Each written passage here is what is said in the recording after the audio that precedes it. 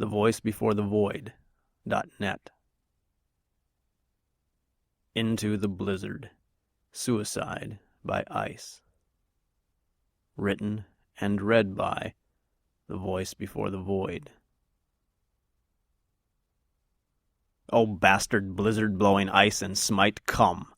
Claim these fingers and these toes, this nose. Of them no need have I where I go, where cold has no hold, where sun shall not heat me, nor wind freeze me, nor sorrow deplete me.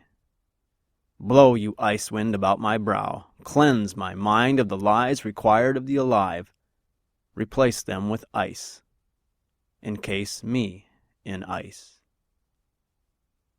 My skin invisible through your flurries, my voice inaudible above your roar.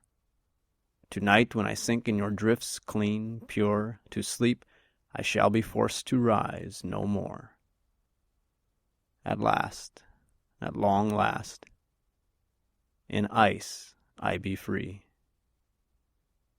My heart, my scorched heart, calmed, cooled, finally.